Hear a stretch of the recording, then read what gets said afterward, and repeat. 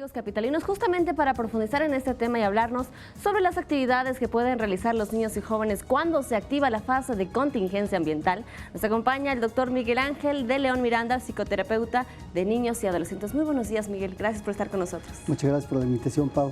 Pues cuéntanos, ¿cómo afecta la contingencia ambiental el día a día, el desarrollo de niños y jóvenes en el ánimo, también de manera la salud, por ejemplo, ¿no? Mira, concretamente hablando, si pensamos en niños que tienen asma, niños que tienen algún problema respiratorio, es algo que más les va a afectar. Pero se vuelve muy importante que en el aula los profesores tengan algunas herramientas o estrategias para ponerlos activos. La razón por la que hay un recreo es porque los periodos de atención y de concentración duran aproximadamente 90 minutos, 110 minutos. Se recomienda entonces que los niños tengan actividad física. En el salón de clases, si bien de pronto es difícil porque algunos grupos son muy grandes, hay poco espacio dependiendo de la actividad, lo que sugiero es que los profesores se pongan a planear un poquito. Y regresamos un poquito a los juegos de antaño, por ejemplo, el manitas calientes, ¿no?, que es una actividad donde los niños de pronto tienen que practicar alguna motricidad, alguna agilidad mental. Hay juegos como la matatena, hay juegos como los palitos chinos. Todo depende del contexto en el que esté la escuela y la flexibilidad que tenga el maestro. Para esto me parece importante que los maestros tengan algo que se llama economía de fichas. Son situaciones donde tú puedes motivar a que el alumno quiera participar en esta actividad. Una economía de fichas puedes darle algún punto en alguna materia que tenga dificultad si ellos aprenden actividad durante el salón. Yo trabajo con niños de mucho tiempo y algunos me han enseñado, por ejemplo, a jugar el fútbol con bolitas de papel.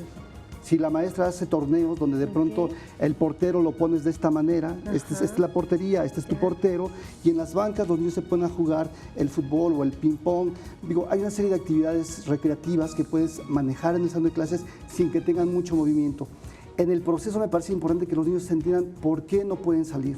Hay niños que de pronto se apanican y se espantan mucho por lo que les decimos de que la contingencia está, el área está contaminado, y la fantasía del niño se puede ir a que se van a morir. Entonces me parece que en estas actividades planeadas es importante como una introducción que el maestro les platique de qué se trata, y a través de juegos también, rompecabezas, cualquier cosa que vaya creando el maestro, que vayan aprendiendo por qué razón y esto cómo tiene que ver con su autoestima y con el cuidado personal. Son algunos tips o elementos que podríamos aportar ahí a los profesores que van a ayudar a la salud mental y a la salud emocional de los niños, independiente de todo el plano físico, que obviamente es uno de los motivos principales para hacer esta actividad. Miguel, estas actividades que me comentas a mí me parecen maravillosas, pero sin duda los niños que tienen actividades como natación, fútbol, actividades al aire libre y que no las pueden realizar, ¿cómo evitar el sedentarismo tanto en la escuela como en la casa? Mira, igualmente me parece que en la casa, yo digo, tengo una frase que con los niños hay que dedicarles calidad y cantidad de tiempo. Muchos papás estamos tan metidos en la cuestión de la escuela, del trabajo, que nos olvidamos de los niños. No hay otra forma más que dedicarte a ellos, ponerte a hacer rompecabezas, leerles cuentos, hacer dibujos. Todo depende de la edad de los muchachos, ¿no? Para muchachos secundaria, preparatorianos, actividades como te digo, esto de las mantas calientes, la rayuela, son cosas que los van a mantener activos física y mentalmente, y eso les puede ayudar bastante. Miguel, los niños y los jóvenes de ahora van a ser los adultos en unos años. ¿Cómo debemos de hablarles, cómo debemos concientizarlos sobre los cuidados que debemos de tener actualmente, ahorita, para que tengan una mejor calidad de vida en el futuro? Esta es una oportunidad para introducir en los niños esta idea del saberse cuidar a sí mismo, el disminuir la contaminación, el que les demos como estrategias o tips de cómo hacer. Creo que si en los juegos tú vas involucrando estas frases de los IMECAS, del pulmón, del funcionamiento adecuado, de la respiración, y qué tan importante es que ellos vayan aprendiendo a evitar la contaminación, que de pronto regañen a papá, mamá y que no los tiramos de a locos, sino que de verdad les demos atención a los niños, se vuelve una forma de crear una cultura. Uno de los cambios más difíciles en el ser humano es generar una cultura. Bueno, si hoy le damos importancia a esto, que la realidad nos está acercando y que nos está obligando a tener atención y cuidado, es el momento clave para enseñar estos valores a los pequeños. Y además, pues evitar estas alarmas, como bien decías en un principio, ¿no?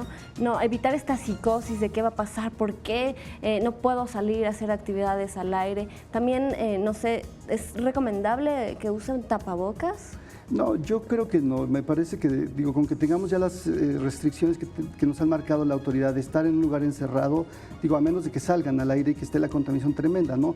Pero si están en la casa, si están en el salón, yo creo que eso sería exagerarlo, y si ya el cubrebocas da una visión de exageración, de que algo grave está pasando, ¿no? Digo, hay que enseñarles que tienen que cuidarse, cuál es la forma de cuidarse, y a partir de esto creo que podemos lograr que los niños hagan conciencia de un problema que seguramente va a avanzar por los siguientes años, ¿no? Muy bien, pues muchas gracias Miguel Ángel de León, psicoterapeuta de niños y adolescentes, por estar con nosotros esta mañana. Un placer, Pau, muchas gracias.